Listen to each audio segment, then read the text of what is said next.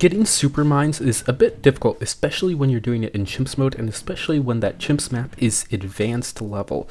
So with the cross path, a total of nearly $152,000, which gives us $28,000 to work with. That's nearly 85% of the Chimps budget. This is the ultimate tower to save up to in a regular game, round 6 through 100 in Chimps mode. So basically, it takes up the entire budget, and to do it without any special discount tiles from a map like 1-2 Tree, or even just playing on a beginner map that would have a long length, lots of bends, a lot of loops, it's going to be very difficult. Now, Cornfield, unlike Ancient Portal, which is what I originally tested this on when I was looking at crazy Silas save-ups, has a few advantages, but it also does have some cons, which is why I originally looked at Ancient Portal first.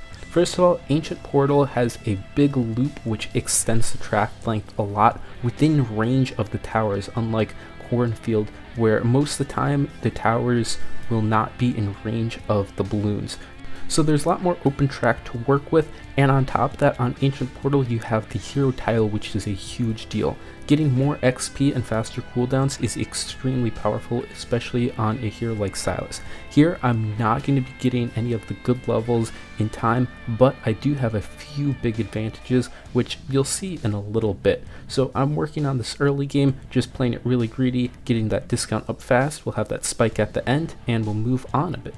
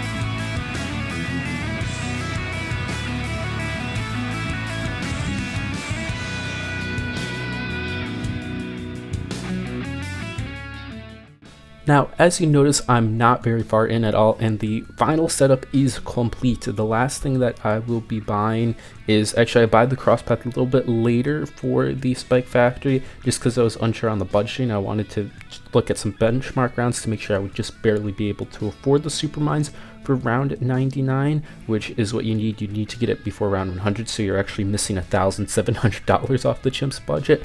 But with that, this is basically all we have, and I need to start saving up on round 54, which is kind of crazy. That creeps up really fast and you get no money to work with. Again, I said $28,000 minus that $1,700 because you have to get the super mines before the bat even shows up.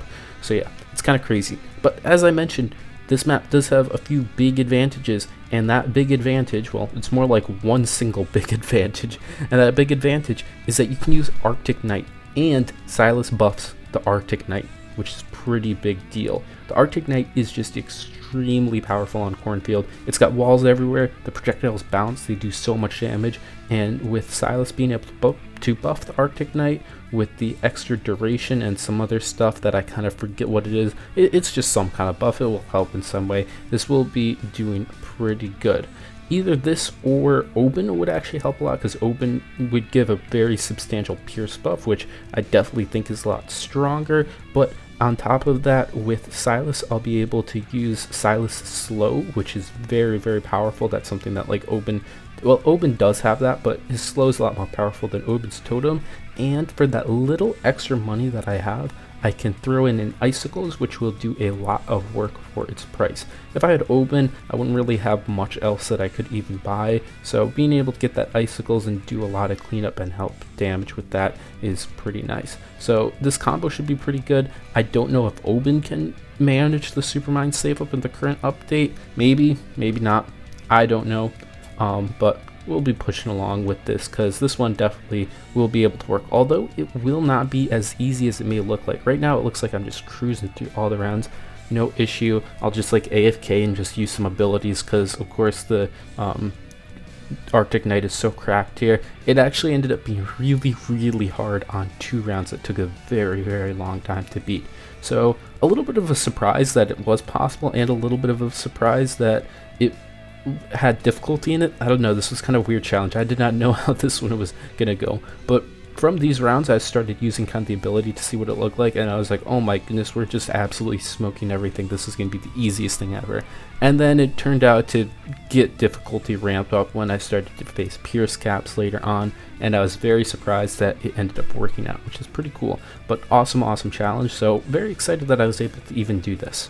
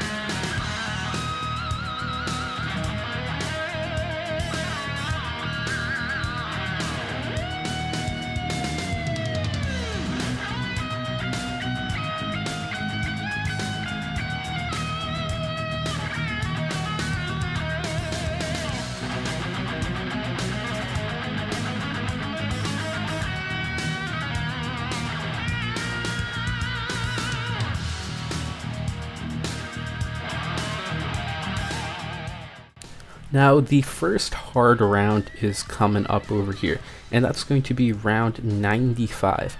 I just need to use my abilities. I didn't really care because there are all these purples here, but the Icicles cannot pop the purples. The Icicles does not have camo detection, and I obviously cannot afford camo detection, so I go in with no spikes to clean things up.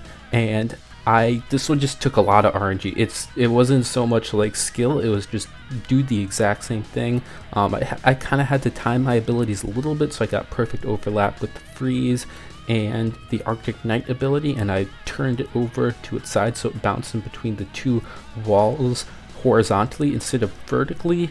But with that, I just got such a varying attempts. Like I would die to like the first DDT sometimes I'd get all the way to the last DDT and the fortified mobs would slip through because of extra DDT slipped and ate all the rest of the spikes. It was just an insane amount of RNG. Did the same thing over and over for like 30 minutes straight and eventually won. So that was kind of the experience with round 95. 98 on the other hand is the other really hard round. This one took a lot more like ingenuity. I started off by using the ability early so I could pop some things at the beginning, and then coming over to this big section of ZOMGs, I needed to get an amazing hit where pretty much all the projectiles get used and a lot of BFBs turn into Moabs so I can freeze and take care of that giant rush all at once, and then have just a little bit left at the end that gets frozen from before to stall out. And on top of that, I need the Arctic Knight ability back. Getting the Arctic Knight ability back was very, very, very difficult to do. I could get so many runs where I could beat it but not have the ability back, which means I'd be dead to 99. But luckily I was able to do that, and just barely with $243 left over for the super mines. So with 2 really, really difficult rounds, 98 was a lot harder because it took skill instead of just straight up RNG, but I eventually got through it and I got the super mines. got it for round 100, and I could blast the bat open like that. And yeah, that was a crazy challenge. Thanks for watching. If you want to help out the channel, you can check out these new videos, like and subscribe for more content, support the channel by becoming a member, and joining the Discord to chat with the community. Bye!